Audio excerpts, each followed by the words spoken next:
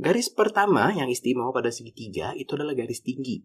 Garis tinggi itu adalah garis yang ditarik dari suatu titik segitiga tegak lurus ke sisi di depannya. Pada suatu segitiga, kita bisa buat 3 buah garis tinggi. Sifat umum dari garis tinggi adalah sudut yang dibentuk antara garis tinggi dan sisi segitiga itu adalah 90 derajat. Nanti berfungsi untuk menyelesaikan soal-soal berkaitan dengan sudut pada segitiga. Nanti jadi seperti ini nih, dia ada di dalam dari segitiga. Pada segitiga tumpul juga bisa di luarnya. Jadi ditarik dari titik A menuju di depannya BC, tegak lurus di F gitu ya.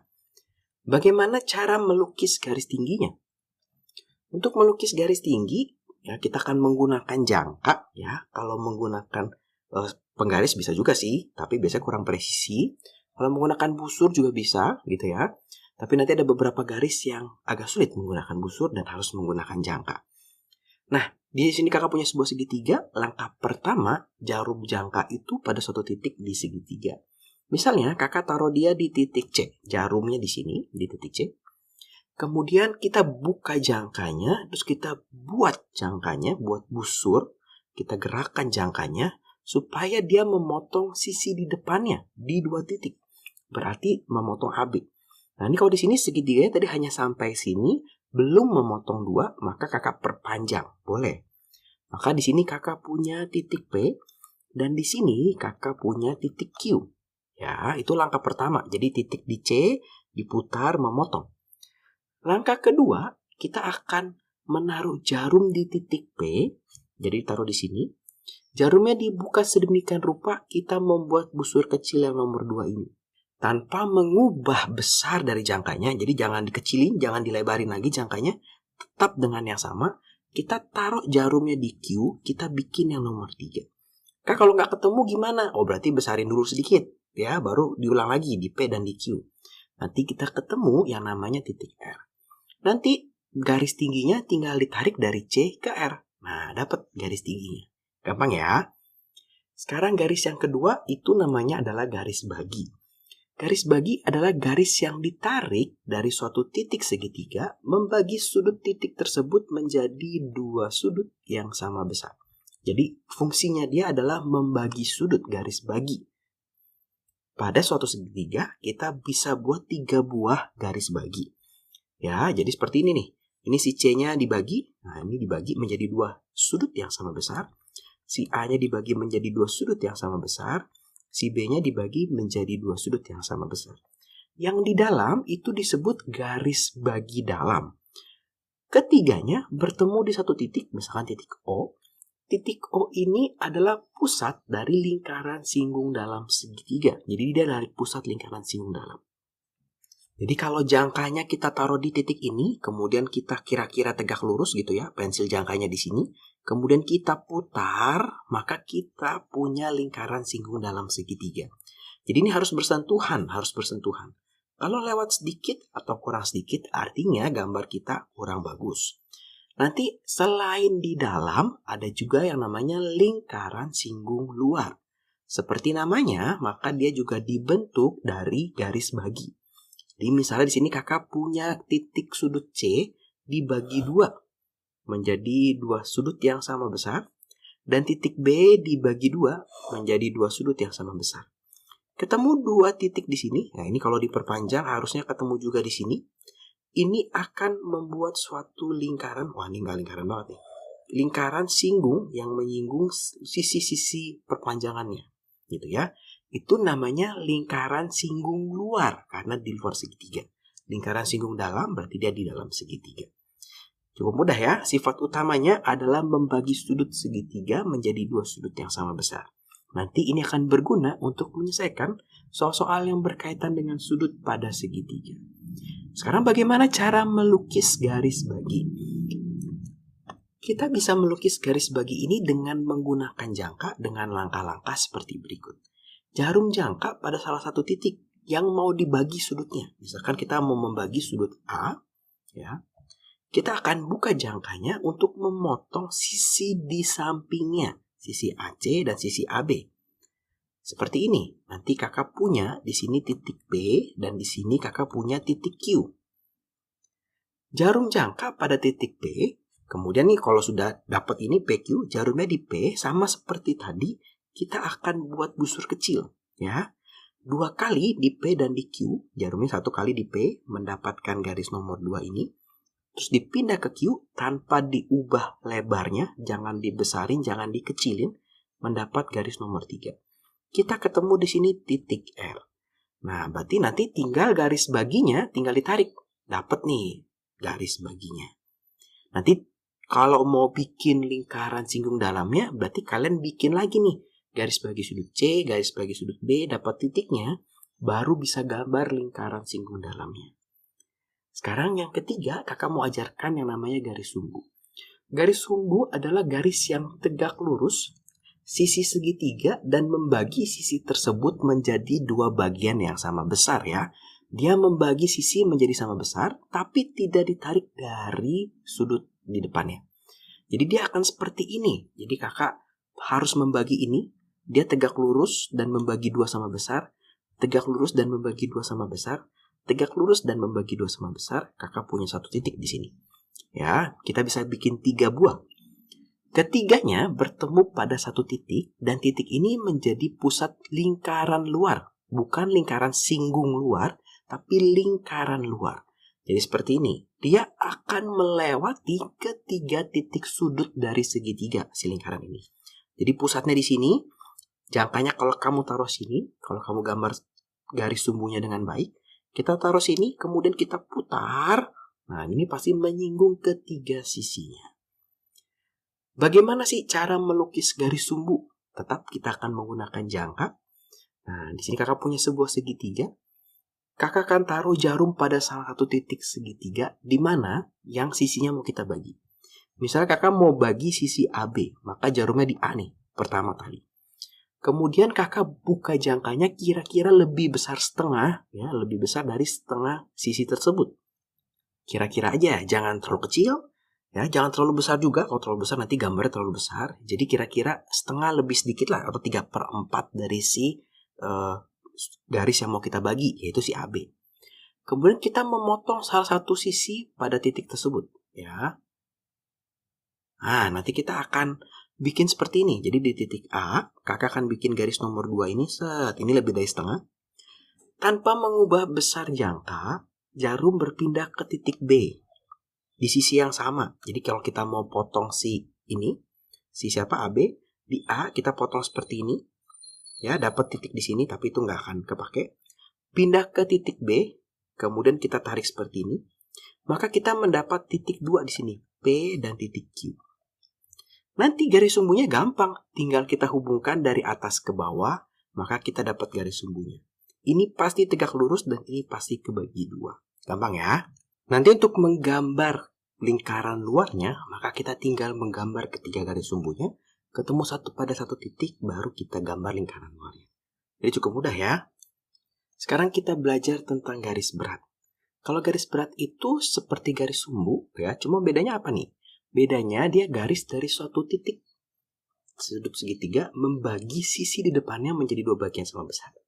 Bedanya, dia ditarik dari satu titik, dia membagi sisi di depannya menjadi 2 sama besar, tapi dia tidak tegak lurus, belum tentu tegak lurus ya. Pada suatu segitiga bisa dibuat 3 buah garis berat. Nah, untuk membuat garis berat, kita cukup menambahkan 1 langkah dari menggambar garis tinggi, garis sumbu. Kita sudah menggambarkan garis sumbu, tinggal kita tambahkan 1 langkah ya. Jadi kakak sudah punya garis sumbu, tinggal kakak tambahkan. Nah, ini dia. Tinggal kakak tarik dari titik C sampai ke sini untuk mendapatkan garis beratnya. Gampang kan? Jadi tinggal gambar garis sumbu, kemudian tinggal tarik. Nah, kalau ini garis berat dia tidak membuat lingkaran apa-apa. Nanti contoh soalnya bisa berupa langkah-langkah. Jadi kita ditanya mana langkah yang tepat, langkah 1, 2, 3, atau 4 gitu ya. Mana dulu yang harus digambar. Nah, bisa juga nanti berbicara tentang garis-garis seperti ini ya. Tentang sudut-sudut. Jadi di sini di soal nomor 1 kakak punya sudut A 60 derajat. Kemudian kakak punya sudut B 55 derajat. Kakak disuruh menentukan sudut ACE. Ya, nanti kita akan menggunakan sifat segitiga, di mana di dalam suatu segitiga, jumlah dari sudutnya adalah 180 derajat. Jadi kalau dicari ACE, kakak tinggal melihat ya segitiga ACE. di mana sudut A ditambah sudut C ditambah sudut E ini sama dengan 180 derajat. Karena ini garis tinggi, ya, garis tinggi ini siku-siku, maka sudut A-nya 60, sudut C-nya yang kita cari ditambah sudut E-nya adalah 90 derajat, sama dengan 180 derajat. Maka di sini kakak punya sudut C ditambah 150 sama dengan 180 derajat. Maka sudut C-nya adalah 180 derajat dikurang 150, kita dapat 30 derajat. Jadi sini kita dapat nih 30 derajat. Kemudian kita ditanya sudut ECB. Nah, sudut ECB. Untuk CEB ECB itu berarti yang ini ya. Nah, berarti sama nih. Kita tinggal melihat segitiga ECB. Di mana sudut E ditambah sudut C ditambah sudut B sama dengan 180 derajat. Sudut E-nya 90 ditambah sudut C-nya sekarang yang ini yang kita mau cari. Sudut B-nya 55 sama dengan 180 derajat. Sudut C ditambah 145 sama dengan 180 derajat. Maka sudut C-nya adalah 180 derajat dikurang 145. Ini adalah 35 derajat. Maka di sini kita dapat 35 derajat. Kemudian kita ditanya sudut CAD, berarti yang ini berapa nih? Ya, maka kita tinggal melihat di sini aja. Kita tinggal melihat segitiga CAD, di mana sudut C ditambah sudut A ditambah sudut D, ya ini sama dengan 180 derajat. Sudut C-nya tapi semuanya nih, ya kalau di total 65 derajat. Ditambah sudut A-nya dicari, tambah 90 derajat, sama dengan 180 derajat. Maka di sini sudut A ditambah 155 derajat sama dengan 180 derajat. Maka sudut A-nya ini adalah 25 ya. 180 dikurang 55. Dapat nih 25 derajat. Sehingga nanti yang ini bisa kita hitung nih ya. 60 dikurang 25 atau hasilnya adalah 35 derajat. Ya, kita dapat nih sudut BAD-nya sudah dapat. Terakhir tinggal sudut ATE, tinggal yang ini. Yang ATE, maka kita tinggal melihat segitiga ATE. Di mana sudut A ditambah sudut T ditambah sudut E sama dengan 180 derajat. Sudut A-nya hanya segini nih, ya, tidak semua. Berarti ini 35 ditambah sudut T-nya itu adalah yang ditanya. Ditambah sudut E-nya 90 derajat sama dengan 180 derajat. Maka 125 derajat ditambah sudut T sama dengan 180 derajat. Maka sudut T-nya ini adalah 180 dikurang 125. Maka jawabannya adalah 55 derajat. Jadi dapat ya, sudut ATE-nya juga sudah dapat, ini 55 derajat. Jadi ini sudah dapat semua sudut-sudut yang ditanya. Biasanya sih seperti itu, kita ditanya sudut-sudut seperti itu ya. Contoh lagi, misalkan seperti ini, digabung sedikit, di mana sekarang kakak punya segitiga ABC, CE adalah garis bagi, jadi dia membagi ini menjadi dua sudut yang sama besar. Kemudian CD adalah garis tinggi. Dikasih tahu sudut A-nya ini adalah 75 derajat dan sudut B-nya adalah 55 derajat. Di sini kakak namain sedikit, di sini kakak punya sudut C1, di sini kakak punya sudut C2, ya. Yang ditanya adalah sudut DCE. DCE itu yang ini nih, yang kecil. Gimana nih kak cara menghitungnya? Kalau kita lihat sudut DCE itu adalah sudut ACE dikurang dengan sudut ACD. Berarti kita harus menghitung masing-masing sudutnya terlebih dahulu. Ya, kita akan hitung si ACD terlebih dahulu. Kita akan melihat segitiga ACD. Maka di sini kakak punya sudut A ditambah sudut D ditambah sudut C sama dengan sudut C sama dengan 180 derajat. Ingat ini siku-siku karena dia garis tinggi. Maka di sini kakak punya sudut A-nya 75 ditambah sudut D-nya 90 derajat ditambah sudut C-nya sama dengan 180 derajat. Di sini kakak punya 165 ditambah sudut C sama dengan 180 derajat. Maka sudut C-nya ini C3, mungkinnya kita kasih nama ini C3 yang ini nih. Sudut C3-nya ini 180 dikurang 165, maka kita punya 15 derajat.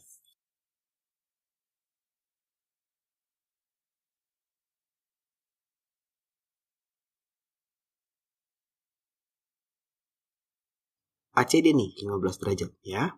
Sekarang kita tinggal menghitung si ACE-nya. Nah, kita akan melihat segitiga yang lain. Kita akan melihat segitiga ABC. Ya, lihat segitiga ABC, di mana sudut A ditambah sudut B ditambah sudut C sama dengan 180 derajat. Sudut A-nya ini berarti 75 ditambah 55 ditambah sudut C sama dengan 180 derajat. Ini dijumlahkan punya 130 tambah sudut C sama dengan 180 derajat. Sudut C-nya adalah 180 dikurang 130, kita dapat 50 derajat. Itu 50 derajat. Nah, tapi yang kita mau cari adalah sudut ACE. Sudut ACE ini adalah sudut C dibagi 2 atau 50 dibagi 2 dikurang 15 ya. Tadi kan ACD-nya 15. Maka kita punya 25 dikurang 15, maka sudut DCE-nya itu adalah 10 derajat. Kita dapat di sini ternyata hanya 10 derajat. Jadi kira-kira seperti itu. Memang nanti yang kita perlu banyak main itu adalah di cara menggambarnya. Kita harus tahu. Biasanya soal-soal sih seperti itu. Kalau soal sudut mungkin diajarkan. Tapi tidak akan ada hitungan berapa sih panjang garis berat, berapa panjang garis tinggi, itu di kelas 7 tidak ada. Nah, kira-kira seperti itu. Selamat belajar. Terima kasih buat teman-teman yang sudah menonton video ini.